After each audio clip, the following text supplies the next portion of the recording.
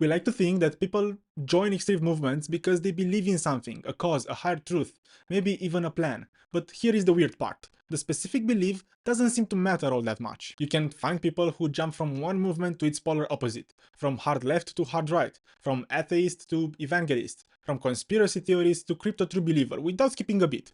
The labels change, but the feeling stays the same. So what's going on here? Why do people join causes that contradict each other? Why do wildly different ideologies produce very similar behaviors? Chanting, uniformity, slogans, moral purity, and always a villain. The philosopher Eric Hoffer had a theory. He said mass movements don't succeed because they offer truth.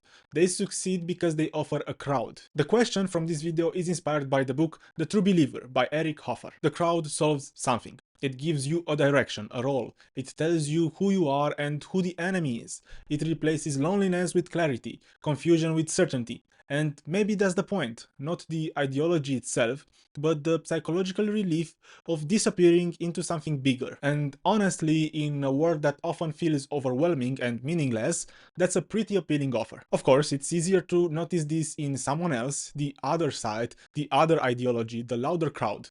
But what if it's not about them at all? Maybe the real question isn't what people believe. It's why they need something to believe in at all. Before someone becomes a die-hard believer in a cause, they are usually not on a mission to save the world. They are just looking for something. They might not say it out loud, but maybe they feel invisible or insignificant, or like their life is stuck in neutral, drifting, watching, scrolling.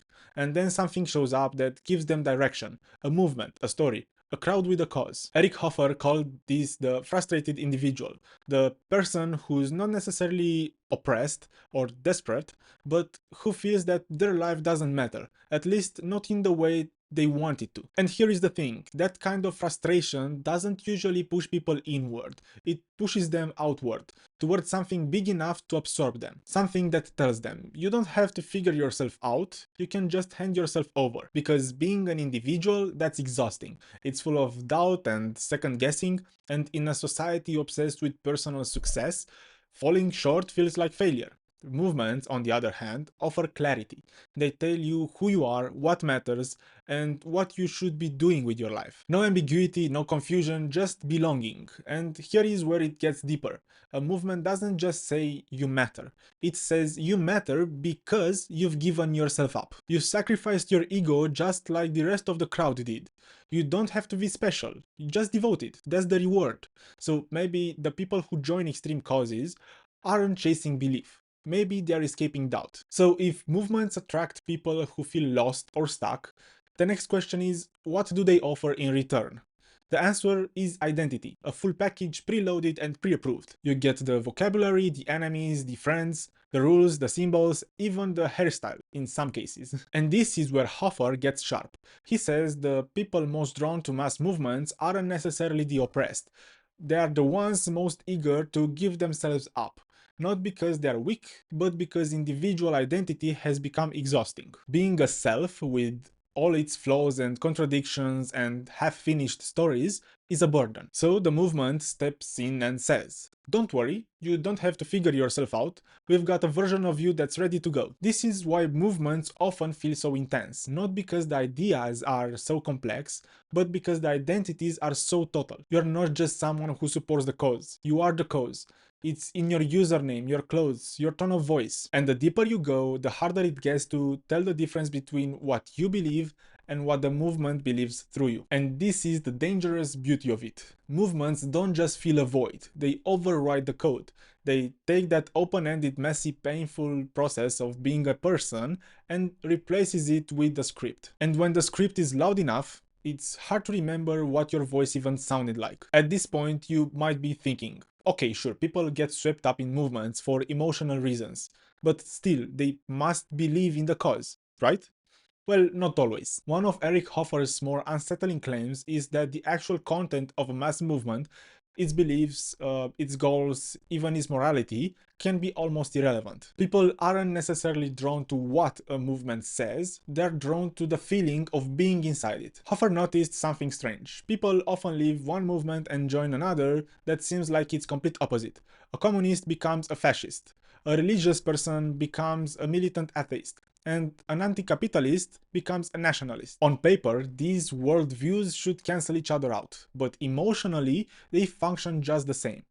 They offer the same ingredients: certainty, identity, direction, a place to stand, and a side to fight for. This helps explain why people sometimes stay in movements even when the message starts to feel off, when the tactics shift or the logic breaks or the mission starts to contradict itself. They don't leave not because they've reasoned their way through it, but because leaving means losing the people, the purpose, and the belonging. And when your identity is tied to the group, when it's the thing that made you feel seen or important or not alone, the idea of walking away from all of that doesn't feel logical.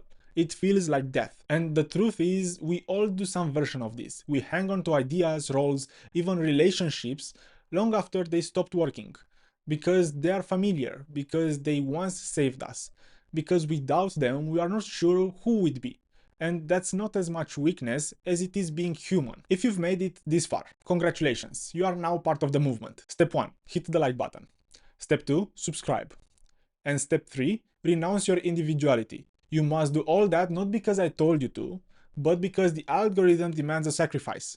Now, thanks, and let's move on with the video. Every movement tells you who you are, but just as importantly, it tells you who you are not. Because when you're part of something big, clarity is everything, and nothing sharpens clarity like a common enemy. Eric Hoffer puts it like this: mass movements can rise and spread without believing in a god, but never without believing in a devil. That might sound extreme, but think about how many causes define themselves more by what they oppose than what they propose. Anti-fascists, anti-capitalists, anti-woke, anti-elitists. The clearest unifying principle isn't always what the group stands for. It's who they stand against. The enemy gives the movement focus. It simplifies the world. There is no messy middle, no complicated nuance. Just us and them. And when you're feeling uncertain or invisible, that kind of clarity is a gift. Because if you can point to a villain, you don't have to examine yourself. You just have to fight. And the stronger the enemy, the tighter the group becomes. This is why even within movements, purity tests form. Subgroups splinter off. People get labeled as traitors or sellouts for not being radical enough. The enemy keeps evolving because the movement needs friction to survive. But here is the uncomfortable part. The more time you spend defining yourself against something, the harder it gets to remember who you were before the fight even started. Eric Hoffer wrote The True Believer in 1951. He was a longshoreman by day, a philosopher by night, and he didn't spend too much time online.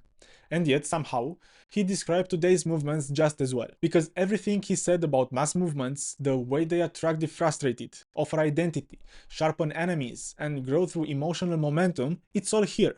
Except now it's faster, louder, and harder to escape. In Hoffer's time, movements needed geography. They formed around places, city squares, public gatherings, parties. You had to be near a crowd to be swept into it. Today, the crowd is where your phone is. And instead of waiting for a charismatic leader or a carefully printed manifesto, today's movements form around tweets, memes, slogans, and algorithmic cues.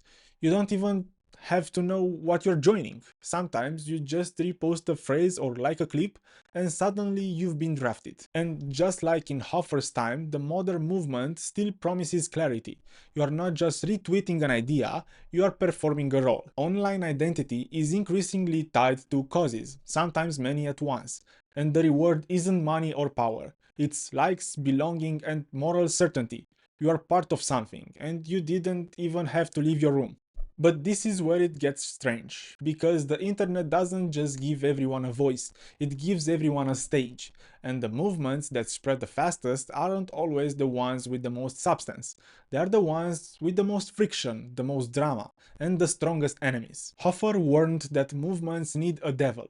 The internet found a way to deliver that at scale. So now, the old mechanisms of belief formation, slow, messy, face-to-face, have been replaced by viral speed and constant reinforcement. You don't need a revolution, you just need a trending hashtag. And once you're inside the movement, the algorithm makes sure you never leave. Every movement has a beginning, a surge of belief, a sense of urgency, a story that feels like it finally explains everything. But movements don't stay still. They evolve, they splinter, they contradict themselves, and sometimes they collapse entirely. And when that happens, the question isn't what happens to the ideology. It's what happens to the person who wrapped their identity around it. If your beliefs change, but your sense of belonging depends on keeping them, what do? Do you fake conviction to stay inside the group? Or do you walk away knowing that what you're really losing isn't the idea, but the community that made you feel like someone? There is something quietly devastating about realizing you've outgrown the story you build your identity on. Not because you were wrong to believe, but because belief was never the whole point. It was belonging and certainty. It was the relief of not having to ask who you were. And now the noise is gone. Hoffer never gave answers, only patterns. And maybe that's enough, because if we can understand why we are drawn to the crowd, we might have a better chance of knowing when it's time to step out of it. I don't think this was really a video about belief. It was more about how people get pulled in and what's left when the noise dies down. So that's it. Thanks for watching, hope you enjoyed it. If you did, here is another video you might enjoy. See you in the next one.